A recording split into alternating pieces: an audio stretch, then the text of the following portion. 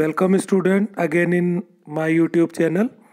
Today we will solve the question paper, online test paper, class 12 chapter 1 Indian economy on the eve of independence. As the CBSE introduced the new pattern in the question paper, that MCQ and fill in the blanks true false. So the practice for MCQ and fill in the blanks is necessary.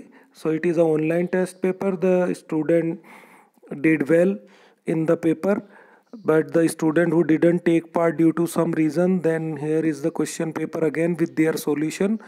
Yes, let's start from the first question.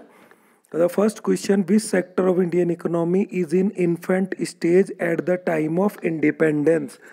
आज़ादी के time कौन सा जो हमारा sector था वो अपनी infant stage पर था? Then the correct answer is secondary sector. Secondary sector is the correct answer because उस टाइम secondary जो sector था वो बिल्कुल जैसे इन्फेंट स्टेज छोटा बच्चा होता है वो चलना सीखता है, वैसे इंडस्ट्री सेक्टर आगे बढ़ने की कोशिश कर रहा था, पर ब्रिटिश लोगों ने कभी उस पे ज़्यादा इन्वेस्टमेंट या ध्यान नहीं दिया we can say. Second question: which of the following is a sign of backward economy?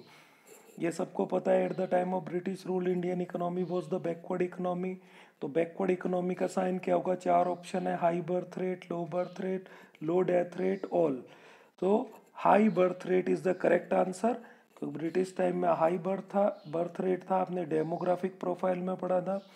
और अदर जो साइन थे हाई डेथ रेट था, ठीक.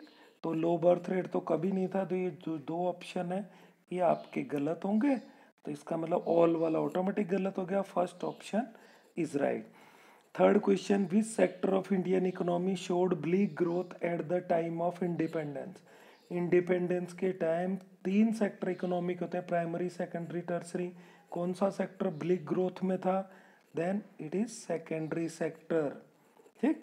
इसने ब्लीक ग्रोथ दिखाई जो मॉडर्न इंडस्ट्रियलाइजेशन था उसकी ना के बराबर दिखाई, जो हमारी पुरानी जो हैंडीक्राफ्ट इंडस्ट्री को डिस्ट्रॉय करके हुआ. Yes. Third question: what percent of the Indian population was engaged in industry sector eight the time of independence? जो आपने बुक पढ़ा उसके according it is engaged in the industry sector 10.1 is the correct answer. अपने पास 10.1 जो है वो correct answer आएगा क्योंकि इन टोटल जो इंडस्ट्री सेक्टर मतलब सेकेंडरी सेक्टर होता है उसका कंट्रीब्यूशन 10.1 था. Number 5: what was the per hectare productivity of wheat in 1947? जो ब्रिटिश अंडर था, अब चाहे ये 1947 लिखा है तो भी इसका मतलब समझना है कि अंडर ब्रिटिश रूल या eight the time of independence, तो ये 660 था जो डेटा आपने बुक में पढ़ा है. कभी कंफ्यूजन हो जाए किसी डेटा में टू बुक्स में, then you can ask me. Question number 6: in which year Tata iron and steel company was founded in India? तो ईयर 1907 था, तो ऑप्शन सी इसका राइट हो जाएगा. Question number 7: which sector had a lesser contribution in GDP in the country at the time of independence? कौन सा सेक्टर था जिसका कंट्रीब्यूशन सबसे कम था?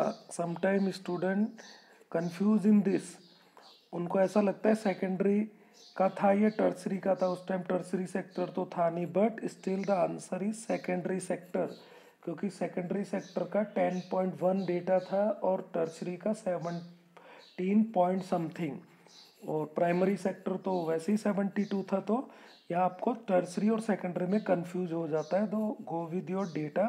तो मैं डेटा को आप मेमोराइज करें. Question number 8: when was the first census taken in India? India में फर्स्ट सेंसस दादा भाई नौरोजी का नाम याद आ रहा होगा, 1881. Is the D option is correct. Question number 9: which kind of farming is generally done by Indian farmer under British rule in India? British rule में generally done, या जर्नली लिखा हुआ है. जब ब्रिटिश लोग इंडिया आए तो उनके रूल में कौन सी फार्मिंग वो जर्नली करते थे? Substances farming for self consumption. फिर ब्रिटिश लोगों ने फोर्सली कमर्शियल फार्मिंग को स्टार्ट किया. अगर वो फोर्सली आ जाता तो कमर्शियल फार्मिंग सही था, बट यहाँ generally done by substances farming, वो अपने परिवार के खाने के लिए अनाज उगाते थे। यहाँ भी बच्चे कंफ्यूज हो जाते हैं, तो ध्यान रखें। ये एमसीक्यू जो इंटेलिजेंट बच्चे हैं ना, उनके लिए थोड़ा डेंजर बन जाता है। रीज़न बिकॉज कि जैसे ही वो एक क्वेश्चन को गलत कर देते तो वो आउट ऑफ 100 का चांस खो जाता है। Yes, come to the question number 10। What is the literacy rate in India at the time of independence? क्या था लिटरेसी रेट? ये डायरेक्ट सीधा क्वेश्चन है। 16% था, ठीक। और फीमेल जो लिटरेसी रेट था वो 7 था। अगर क्वेश्चन फीमेल लिटरेसी रेट का होता then option A is right, but इसमें टोटल एवरेज लिटरेसी रेट पूछा है 16। Now fill in the blanks. 5 fill in the blanks दिए थे मैंने इस पेपर में।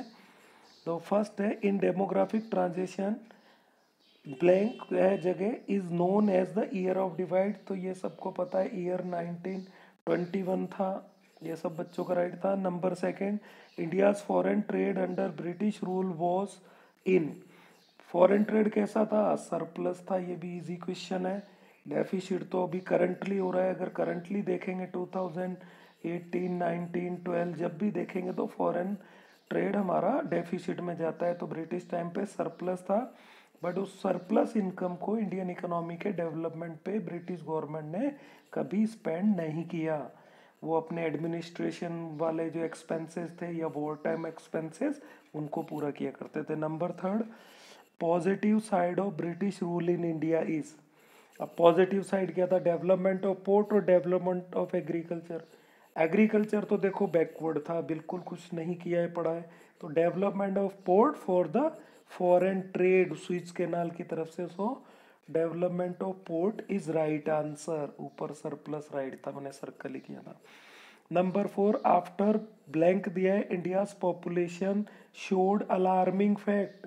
अलार्मिंग फैक्ट 1951 के बाद स्टार्ट हुए, तो 1951 इज करेक्ट आंसर। और 1970 75 आते आते पॉपुलेशन एक्सप्लोजन, जनसंख्या विस्फोट हुआ जब फैमिली प्लानिंग प्रोग्राम अडेप्ट करना स्टार्ट किया इंडिया ने।